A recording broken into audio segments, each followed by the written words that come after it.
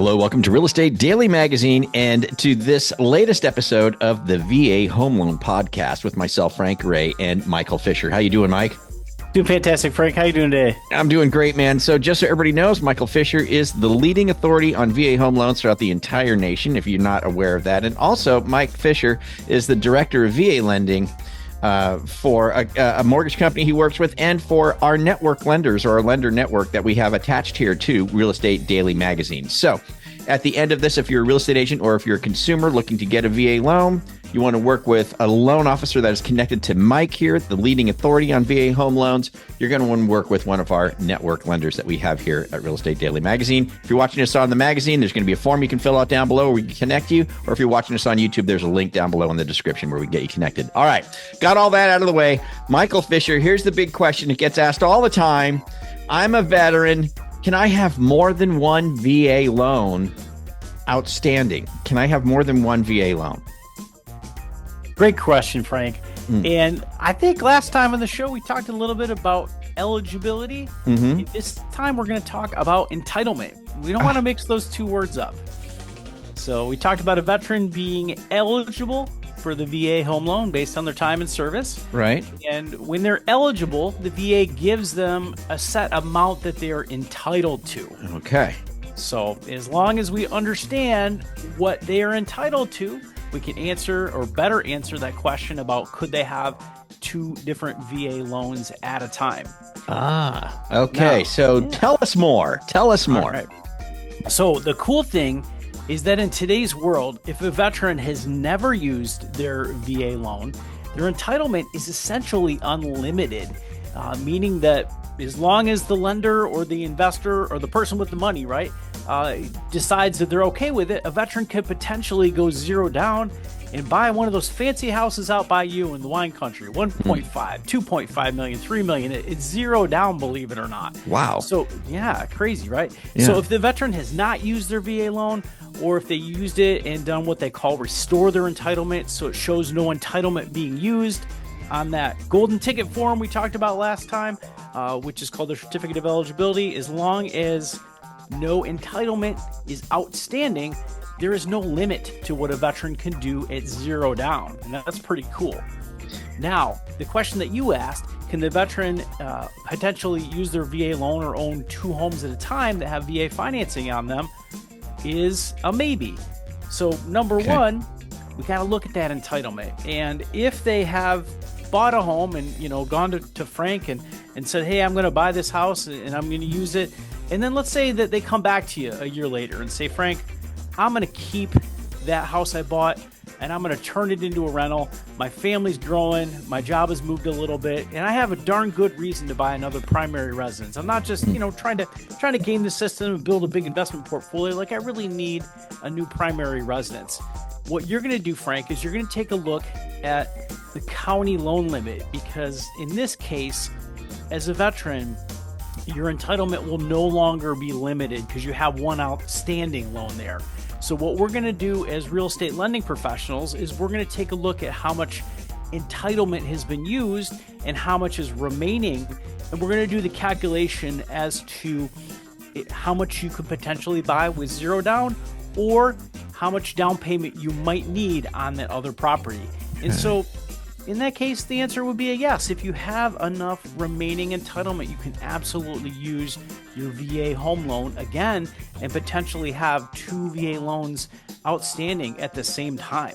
Does that make sense? It does. Is there, what comes to my mind might be coming to some of our listeners' minds, is there a timeline on that? Like, I buy my first home, let's say I buy it, I'm in, Texas. I buy my first home. It's a $250,000 home. I use my VA loan, but gosh darn it, just like 3 months later, all of a sudden something happens, and oh man, I gotta make a move. I gotta move to Nevada now, and we want to buy a home there. Do I have to have that first VA loan for a certain amount of time before something like this can kick in, or is it not necessary? Good question. In our world, we call that occupancy. So we'll geek out on occupancy a little bit. The intent of the VA is to help veterans provide financing for primary residences. So let's say this story that you're talking about, you got another job or you had another kid, or there was a good reason for you to make a move to another area. As long as it's pretty clear that you're not gaming the system and just trying to build a rental portfolio, the VA would absolutely allow that. In fact, it's very common with active duty folks that didn't know they had orders coming up, and next thing they know, they're relocating halfway across the country. They don't want to leave their family behind, so they'll take a house maybe that they just bought within the last few months, convert it into a rental, and then use that VA home loan again to buy at the next duty station. As long as the reason for moving makes sense, it lines up with the work, it lines up with family size and intent to occupy as a primary residence, it is possible. Now, a general guideline, though, that lenders oftentimes will use just to give us something to think about is, well, if you're kind of in the same area and you really haven't moved jobs a whole lot, usually they're looking for about a year. So, let's say that I own a house in the sub and I'm trying to buy in the same sub. Man, if I'm doing that, that could look like I'm trying to build an investment portfolio, right? So we sometimes say in lending it has to make sense, but the version of what a lender thinks makes sense and maybe the consumer makes sense can be a little different. So that's one where you got to talk to your loan officer a little bit. But a good rule of thumb is if you're in that house for over a year, it's a little easier to explain your story, and most VA investors, lenders like us, will usually understand the story as long as it quote unquote makes sense. Families getting bigger, families getting smaller, houses too far away, commute, some kind of logic to why you need another primary residence. Does that make sense? It does.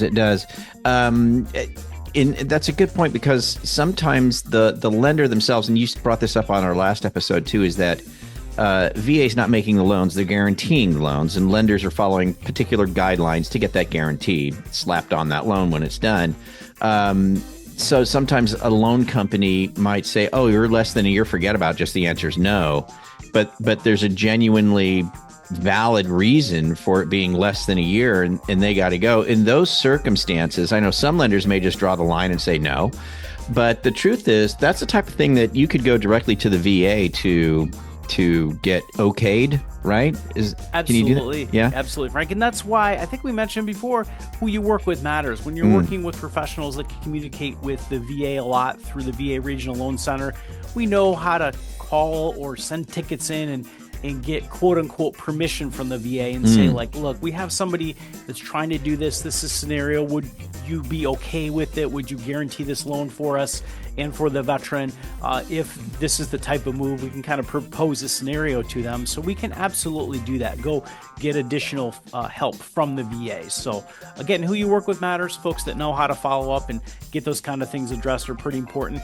And as you mentioned, some lenders do just make a hard line in the sand and they say, no, we don't like making exceptions and these are our rules. And if that's what they say, they're the ones with the money, the gold, right? So they can make the rules like that.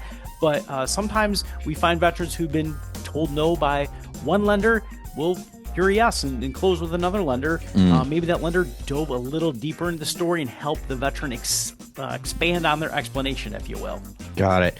Okay, so bottom line is this. The question of being, can I have two at one time, right? Can I have two at one time? The definitive answer is maybe. Right, maybe, and but very plausible depending on your circumstance, right? So if you're a real estate agent right now and you've got a potential buyer who is curious about that, who would like to go VA, already has a VA, or if you're a VA buyer and you're thinking on buying another home and you want to know if you can do another VA loan, it's real easy to figure this whole thing out. If you're watching us on the magazine, there's a little form down below. You just fill out the form. We'll get to you right away. We'll connect you to a VA expert that's under the guidance of Mike here to make sure that we know exactly what's going on. You'll be working with a high-level expert in that regard, whether you're a real estate agent or a veteran looking to get this question answered. We can figure out, or they can figure out, I should say, not me, but they can figure out for you if you can do it, if you're in a position to go ahead and keep the existing home as a rental and then go ahead and buy another home using your VA loan. Once again, I got another just curveball to throw at the end. Could you do it 3 times? if you have enough remaining entitlement, as long as when we go do the calculation, we have enough entitlement, then yes, it is potential. You would have the potential to do that, and we've certainly seen veterans that have done that. Interesting. At some point, usually those veterans learn how the calculation works. They take the county loan limit, they take 25% of it, which is the VA guarantee, and then they figure out how much they've used on each transaction. And then you can kind of calculate what you could do with no money down on the next place. And as the years go by, the loan limits go up a little bit. So what you might have been able to do last year could be less than what you would do next year. If the loan limit went up 50, 60, 70 grand, you might have more buying power each year the calendar turns over if the loan limits go up. So excellent. Good stuff. Well, hey, man, that answered the question. I think it just comes back to, if you're watching this, either on YouTube or on the magazine, and you've got that question for yourself, or if you're a real estate agent, you've got that question for one of your buyers, again, just fill out the form down below. We'll get you connected to the experts, and they will tell you exactly what you can do. And so until next time, Michael, thank you so much for being here and shedding some light on it. I want to just remind everybody, if someone tells you, hey, save that VA loan for your big boy house or big girl house, run. That person doesn't know what they're doing. Who you work with matters. We'll see you next time. All right. Yeah. Join us here next time on the VA Home Loan Podcast, where who you work with does matter. I like that's going to be our tagline. Who you work with matters. And it does. It's very, very important. All right, Michael, thanks so much, man. We'll see you here again.